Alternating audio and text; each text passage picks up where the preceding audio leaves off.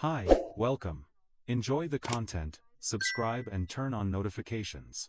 Julian Vance built his world with his own two hands. He liked to say that. And it was true. Vance Capital Partners, the investment firm that now occupied 3 floors of a gleaming skyscraper in downtown Chicago, had started in the cramped, dusty garage of his first house. 40 employees. A portfolio worth 9 figures. A name that commanded respect. It was all his. His daughters, Chloe and Sophie. They were the twin engines that powered his ambition. The reason he woke up each morning with a fire in his gut. And Catherine, his wife of 15 years. She was the bedrock. She was the certainty that amidst all the risks and gambles of his professional life, he had done something fundamentally right. Catherine Vance. 39 years old. When he looked at her, he didn't just see the woman who ran their life with a quiet, perfect efficiency, he saw the girl who had held his hand when his first venture nearly collapsed. Who stayed up with him through entire nights, armed with nothing but coffee and a calculator. Who had cried with a joy so pure it almost broke him. The day Chloe was born. She was his anchor. That's why, when things started to change, Julian told himself he was overreacting. It had to be paranoia. The stress from a recent hostile takeover attempt, it was getting to him. Messing with his head. But the signs were there. Too small to confront, but too persistent to ignore. It began, as these things often do, with appearances. Catherine had always possessed an understated elegance. Her style was professional, tailored to her role as a senior analyst. Modest silk blouses. Comfortable, well-cut dress pants. Then, suddenly, things were different. A dress appeared in her closet. A sharp, aggressive red. It clung to her figure in a way he'd never seen before. Necklines she used to call too revealing for the office became standard. She started wearing different perfumes. Stronger, more complex scents. The kind that lingered in a room long after she was gone. Julian had joked once. Sniffing the air theatrically. Big date tonight? She had smiled. But it was a brittle, unfamiliar thing. Big presentation, she'd replied. Her voice a little too bright. Need to make an impression. The second sign was intimacy. For years, they'd settled into a comfortable rhythm. A quiet affection, familiar. Warm. But suddenly, Catherine was the initiator. She suggested new things. Her touch possessing an intensity that felt foreign. He should have been thrilled. Right? What husband complains about that? But it felt wrong. It felt like a performance. As if she were physically present. But her mind was somewhere else. Replaying a scene. With a different actor. Then came the meetings. So many meetings. Client dinners. With clients who were never named. Company events that stretched late into the evening. Critical presentations that, without fail, always seemed to happen on a Friday night. Catherine would come home after midnight, flushed with a strange energy that seemed more like restrained excitement than genuine fatigue. How was the event? Julian would ask. Exhausting, she'd say. I'm just going to shower and pass out. She had recently been promoted. Now, she worked directly under Marcus Thorne, the new chief financial officer. Poached from a rival firm in New York. Thorne was 38. Single. And carried himself with the easy confidence of a man who had never been told no. Julian had met him once. A corporate holiday party. Thorne's handshake was too firm. His smile, filled with teeth that were too white. Julian had felt a knot tighten in his stomach that night. A primal dislike. He'd dismissed it as jealousy. An emotion he considered beneath him. He had always prided himself on trusting Catherine. Completely. But that trust was beginning to feel like a liability. Small lies, like hairline fractures, started to appear. Catherine would mention a work dinner downtown. And Julian would later see a credit card charge for a trendy place across town. She started leaving her phone, face down, on the nightstand. A habit she'd never had in 15 years. When it buzzed, her body would tense for a split second. It's just work, she'd say. I'll be right back. And she'd leave the room. He tried to believe the excuses. He wanted to believe them. He wanted to believe that 15 years meant something. That their daughters meant something. That the vows they had spoken still held their power. But his gut, the same instinct that had made him a fortune, was screaming at him. And Julian's gut was rarely wrong. The final thread of his denial unraveled on a Tuesday night. 3 a.m. He woke up to an empty space beside him in the bed. A vague sense of unease pulled him from sleep. He walked out into the darkened hallway, the old floorboards groaning under his weight. He found her in the living room, sitting on the edge of the sofa. In the pitch dark, the only light was the cold, blue glow from her phone, illuminating her face. And she was smiling. It wasn't a tired smile, or a polite smile. It was a private, secret smile, the kind he hadn't seen on her face in years. The smile she used to give him when they were first dating. Now, it was for someone else. She was so absorbed. She didn't hear him approach. He saw her thumbs moving quickly across the screen. When she finally sensed his presence and looked up, she froze, her eyes wide with panic. The smile vanished, replaced by a mask of guilt. "What are you doing up?" he asked. His voice was rough. "Work," she said. A little too quickly. She fumbled with the phone, turning the screen off. "I had an idea. Needed to write it down." But Julian had seen it. In the split second before the screen went dark, he saw the name. At the top of the chat window. Marcus. The tightness in his chest became a physical blow, knocking the air from his lungs. He didn't say another word. He just turned and walked back to the bedroom.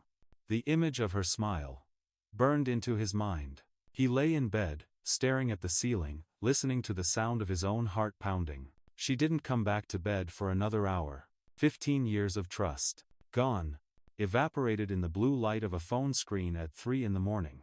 He was no longer a husband. He was a fool. And as the first gray light of dawn crept through the blinds, Julian knew he had to know everything. It took him 2 weeks to make the call. 2 weeks of hell. Of watching her, analyzing every word. A faint purple mark on her neck, hastily covered with concealer. A receipt from the Park Hyatt, snatched up with a panicked look. The charade was over. He hired the Sterling agency. Discreet, professional, and brutally expensive. The investigator, a man named Robert with tired eyes, listened to Julian's story without a flicker of judgment. "You understand, Mr. Vance," Robert's voice was a gravelly monotone, "that this information, true or not, can end a marriage. Are you prepared for that?" Julian's voice was colder than he intended. "I'm prepared for the truth." The next 3 months were a slow-motion torture. Julian existed in a state of suspended animation. He went to work. He played with his daughters. He kissed Catherine goodbye in the morning, as if nothing was wrong. But inside, he was being eaten alive. Every late meeting, he pictured her with him. Every time she smiled at a text, he imagined the words on the screen. He was living a lie. Then, in the 3rd month, Robert called. "Mr. Vance, I need you to come to the office. I have the full report." Julian drove to the agency's office, his palms sweating on the steering wheel. Robert greeted him with a grim expression, and placed a thick manila envelope on the polished table between them. "Before you open this," Robert said, his tired eyes meeting Julian's, "I have to ask you again. Are you sure?" "I am." Robert slid the envelope across the table. Julian's hands trembled as he opened it.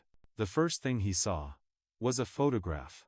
Catherine and Marcus Thorne, leaving a hotel. They were holding hands. She was laughing, her head thrown back. A laugh of pure, unadulterated joy. A laugh he hadn't heard in years. Julian felt the world tilt. He flipped the photo over. There were more. Many more. A grainy shot of them kissing, in the company's parking garage.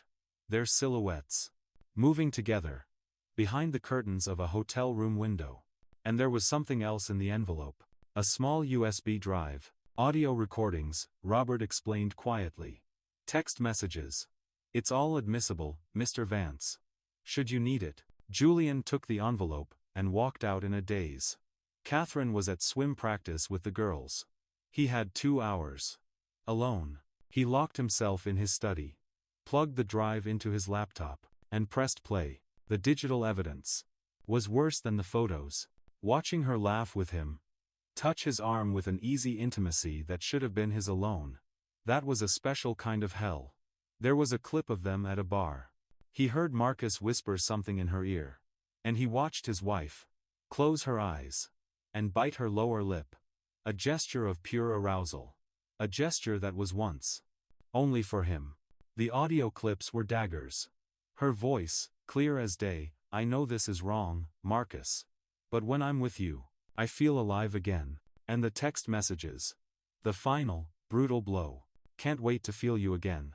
Wearing that little black dress you like today." And the one that shattered him completely. 10 years of marriage and I've never felt what I feel with you. 10 years. They had been married for 15.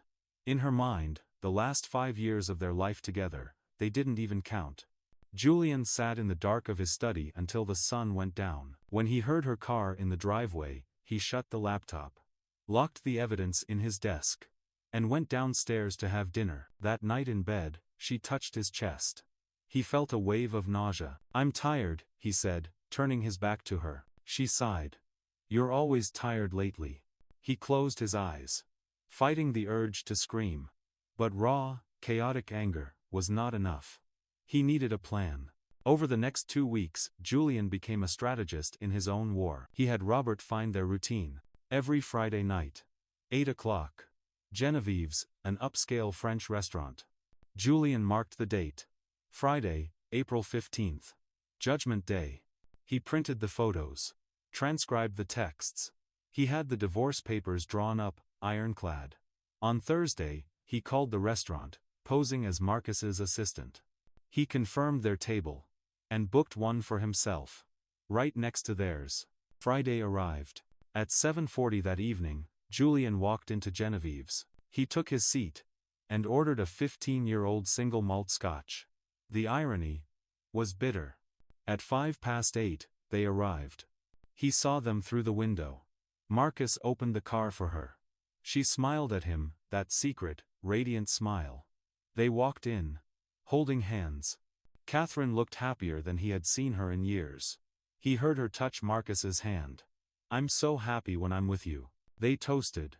"To us," Marcus said. "And to the future." "To the future," Catherine echoed. That was his cue. He stood up, took the 3 steps that separated their tables, and stood there. It took Catherine a full 2 seconds to register his presence. When she did, the wine glass nearly slipped from her fingers. All the color drained from her face. Marcus looked from her horrified face to Julian. "Good evening," Julian said, his voice dangerously soft. "Mind if I join you?" He pulled a chair from his own table and sat down. Between them, he placed a black leather folder, squarely in the middle of the table. "Please," he said, picking up their wine bottle. "Chateau Margaux. Excellent taste, Marcus. I hope it's worth what's coming." Marcus started to speak. "Mr. Vance, I think." "Quiet." The word was low, but it carried an authority that made Marcus snap his mouth shut. Julian opened the folder. He began laying out the photographs, one by one, on the pristine white tablecloth. The hotel. The kiss. The embrace. "This one," he said, tapping a photo, "is from March 14th. The Westin, room 1202. Chloe had a fever that night. Remember?" Catherine began to cry. Silent tears. "I also have audio," Julian continued, his voice devoid of emotion. "And text messages." He leaned in. "There's one particularly poetic line, where you, my dear wife, say you feel more alive with him than you have in 10 years of marriage. It's 15 years, Catherine. 15. But I suppose the last 5, you chose to erase them." "Julian. Let me explain," she whispered. "Explain?" He laughed. A harsh, humorless sound. "Go ahead. Explain how you destroyed 15 years.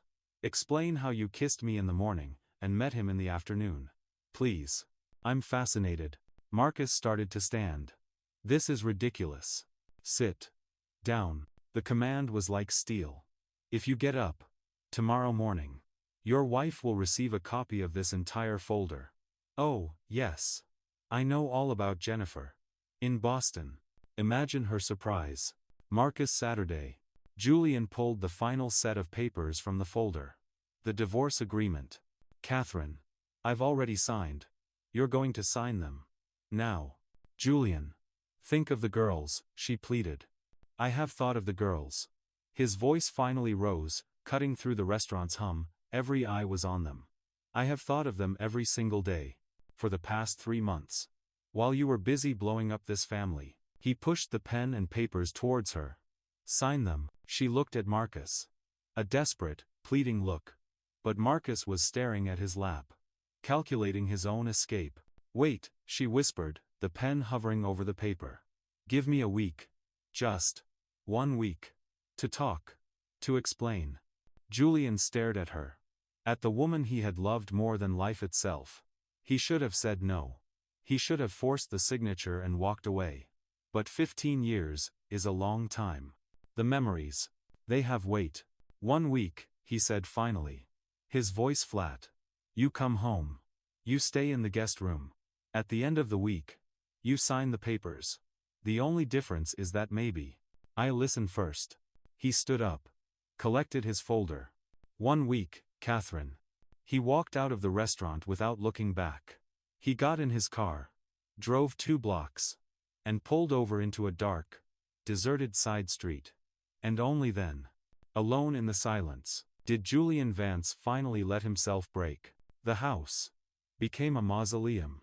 Catherine moved her things into the guest room. For the first 3 days, they moved around each other like ghosts. The silence between them, thick and suffocating. The girls knew. Chloe, at 12, was quiet and watchful. Sophie, only 7, became clingy. On the 4th day, he found Catherine in the kitchen at dawn. She looked like she had aged 10 years. Can we talk? She asked. He Saturday. I'm so sorry, Julian, she began. Why? It was the only question that mattered. I felt invisible, she finally said.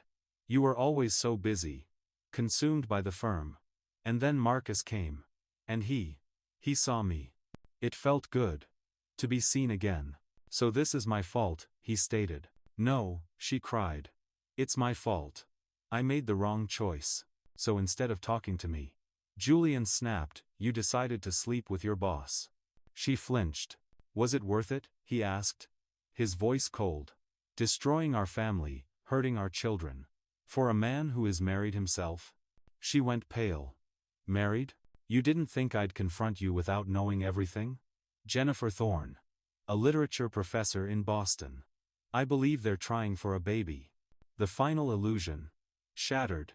Catherine buried her face in her hands, her body shaking with deep, gut-wrenching sobs. Later that week, Chloe knocked on the door of his study. You and Mom are getting a divorce. Aren't you? She asked. His heart clenched. Yes, sweetheart, we are. Is it her fault? He hesitated. Your mom made some choices that hurt our family very badly, Chloe. And I made the choice. To protect myself. And you and Sophie. From that hurt. That conversation. Solidified his resolve. He was teaching his daughters a lesson about self-respect. On the 7th day, a Sunday, he placed the divorce papers on the coffee table. It's time, he said. Julian. One last chance. Please. You had a week, Catherine. And all you told me was that you felt sorry for yourself. That's not enough. She took the pen, her hand trembling, and signed her name on each dotted line. When she was done, she pushed the papers back to him. There, she whispered. You got what you wanted. No, he said, looking at the documents. I wanted a faithful wife. This is just what's left. 2 hours later, she left the house with 2 large suitcases. Julian watched from the window as she drove away. A 15-year chapter of his life. Closing with the quiet click of a car door. The victory felt hollow. On Monday morning, Julian walked into Marcus Thorne's office and closed the door. You have no right. Marcus began. Quiet, Julian said. He placed a single-page document on the desk. A contract. You will pay $2,000 a month, for the next 3 years. into an education and therapy fund for my daughters. You helped cause this trauma. You will help pay for the recovery. You're insane if you think. Julian pulled out his phone. I can send this to your HR department right now. Or, I can forward it to Jennifer. Your choice. This is extortion, Marcus hissed. This is restitution, Julian corrected. Sign it. Marcus signed. One last thing, Julian said, his hand on the doorknob. Catherine thought you had something real. But you and I both know the truth, don't we? She was a conquest. I hope when Jennifer finds out who you are, you feel even a fraction of the pain you've caused. He walked out. It wasn't justice. But it was something. The months that followed were a blur. Of grief. Of comforting his daughters. He was falling apart. But he did it in private. After the girls were asleep. 6 months later, Chloe called him from her mother's house. Dad? Her voice was worried. Mom's crying again. I heard her on the phone.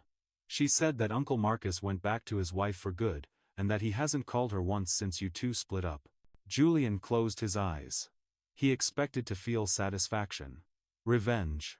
But all he felt was a profound, bone-deep exhaustion. Of course Marcus had moved on. Dad, are you there? I'm here, sweetheart. Listen to me. In life, people will make you beautiful promises. They will make you feel special for a little while. But real value is in loyalty. You judge people by their actions, Chloe. Not their words. His actions. Told your mom everything she needed to know. Do you still love Mom? She asked. He thought for a moment. I will always have love for the woman who is your mother. But today, I choose to love myself more. I choose to respect myself. And sometimes, the greatest act of love is having the courage to let go. He hung up the phone and stared into the empty living room. He had lost his marriage. The life he had so carefully constructed. But in the wreckage, he had found something he hadn't realized he'd lost. His dignity. He had looked at an impossible, painful situation, and said, no more. He had set a boundary. He had respected himself enough to demand better. The betrayal had nearly destroyed him. But it hadn't. It had rebuilt him into someone stronger. Someone wiser. The pain would fade. The wounds would scar over. And he would heal. He would be the best father he could possibly be. He would rebuild his life. Brick by brick. On a new foundation of self-worth. For now, he had himself. He had his daughters. And he had his dignity intact. As lonely as it felt some nights, it was infinitely better than living a lie. Thank you for watching the video. If you enjoyed it, don't forget to subscribe to the channel and turn on notifications so you won't miss any updates. See you next.